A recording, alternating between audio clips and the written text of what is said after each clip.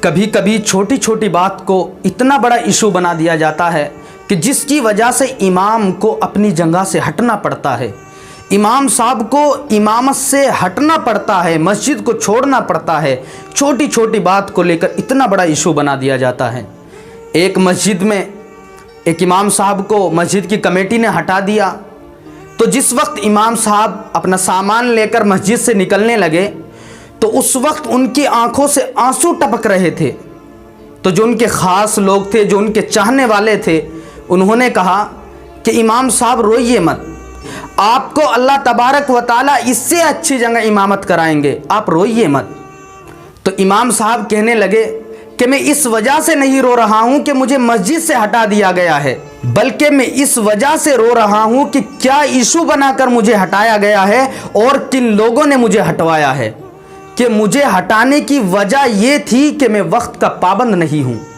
اور مجھے جن لوگوں نے ہٹوایا ہے خدا کی قسم وہ پورے سال میں ایک بھی دن فجر کی نماز پڑھنے کے لیے نہیں آتے، ان لوگوں نے مجھے ہٹوایا ہے، میں اس وجہ سے رو رہا ہوں۔ تو میرے محترم دوستو، امام سے آگے مت بڑھیے، امام کی خدمت کیجیے، امام کی دعائیں لیجیے، امام کی بد دعاؤں سے بچیے۔ خدا کی قسم اگر امام نے آپ کے حق میں ایک بھی مرتبہ بد دعا کر دی تو آپ کی دنیا بھی خراب ہو سکتی ہے اور آپ کی آخرت بھی خراب ہو سکتی ہے۔ امام طبری کی ایک روایت آپ کے سامنے پیش کر دوں۔ حضرت عمر فاروق رضی اللہ عنہ کے زمانے کی یہ بات ہے۔ حضرت سعد ابن وقاص رضی اللہ تعالی عنہ، کتنے بڑے صحابی، بتائیے آپ ہی کتنے بڑے صحابی، کہ وہ صحابی کہ جنہوں نے اللہ کے نبی صلی اللہ علیہ وسلم سے طریقہ نماز سیکھا ہو، وہ صحابی کہ جن کو اللہ کے نبی صلی اللہ علیہ وسلم نے کہا کہ اے سعد تم پر میرے ماں باپ قربان۔ سب صحابہ آتے تھے اللہ کے نبی صلی اللہ علیہ وسلم سے کہتے تھے کہ اے اللہ کے نبی ہمارے ماں باپ آپ پر قربان، لیکن اللہ کے نبی صلی اللہ علیہ وسلم حضرت سعد سے فرما رہے ہیں کہ اے سعد تم پر میرے ماں باپ قربان۔ وہ صحابی کہ جن کو اللہ کے نبی صلی اللہ علیہ وسلم نے دنیا ہی میں جنت کا مژدہ سنایا ہو۔ لیکن حضرت عمر فاروق رضی اللہ عنہ کے زمانے میں جب حضرت فاروق اعظم نے حضرت سعد ابن وقاص رضی اللہ تعالی عنہ کو کوفہ کے اندر مسجد میں لگا دیا امامت کے لیے، تو اس وقت کوفہ سے ایک لیٹر حضرت عمر فاروق رضی اللہ عنہ کے پاس پہنچا، جس کے اندر یہ بات لکھی ہوئی تھی کہ حضرت سعد ابن وقاص صحیح طریقے سے نماز نہیں پڑھاتے ہیں۔ آپ خود اندازہ لگائیے کہ کیسے کیسے مقتدی ہوتے ہیں کہ جنہوں نے حضرت سعد ابن وقاص رضی اللہ عنہ کو بھی نہیں چھوڑا۔ تو اس کے اندر یہ لکھا ہے کہ حضرت سعد ابن وقاص صحیح طریقے سے نماز نہیں پڑھاتے ہیں۔ حضرت عمر فاروق رضی اللہ عنہ نے اس لیٹر کو پڑھا اور فوراً ایکشن لیا اور دو شخص کو بھیجا کہ جاؤ کوفہ کے حالات کا جائزہ لو کہ وہاں کے حالات کیسے ہیں۔ وہ شخص تھے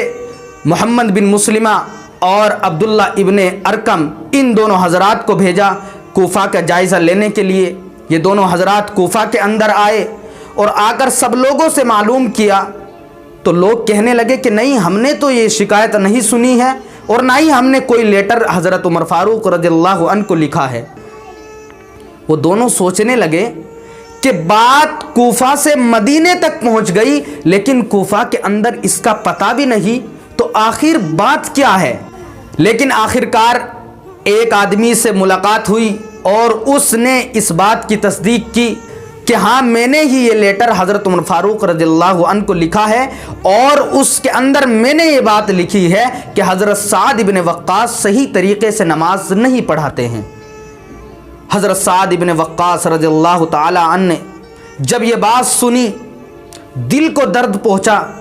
اور اس وقت اللہ تبارک و تعالیٰ سے یہ دعا کی کہ اے اللہ تو اس شخص کی، اس آدمی کی عمر کو طویل کر دے، اس شخص کی عمر کو لمبی کر دے۔ اس وقت اللہ تعالیٰ سے یہ دعا کی اور پھر کہا کہ اے اللہ تو اس کو اس تہمت کی سزا دنیا ہی کے اندر عطا کر دے، اس آدمی نے جو مجھ پر یہ تہمت لگائی ہے اس کی سزا تو اسے دنیا ہی کے اندر دے دینا۔ حضرت سعد ابن وقاص رضی اللہ تعالی عنہ نے یہ دعا کی۔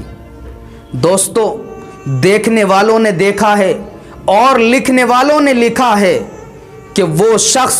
کہ جس نے حضرت سعد بن وقاص رضی اللہ تعالی عنہ پر یہ تہمت لگائی تھی، اس کی وجہ سے اس کی پوری زندگی ایسے ہی گھسٹ گھسٹ کر گزر گئی اور اس کو دنیا ہی کے اندر اللہ تبارک و تعالیٰ کے عذاب نے پکڑ لیا۔ تو اس لیے میں آپ سے مؤدبانہ گزارش کرتا ہوں کہ آپ امام کے پیچھے چلیے، ان کی خدمت کیجئے، ان سے دعائیں لیجئے۔ انشاءاللہ اگر آپ امام کی مان کر چلو گے اور آپ ان کو یہ مان لو گے کہ یہ ہمارے امام ہے اور ہم ان کے مقتدی ہے اور ہمارا ان کے پیچھے چلنا ہے، ہمیں ان سے آگے بڑھنا نہیں ہے، تو انشاءاللہ اللہ تبارک و تعالی آپ کو دنیا میں بھی اس کا اجر عطا فرمائیں گے اور آخرت میں بھی اس کا اجر آپ کو ملے گا۔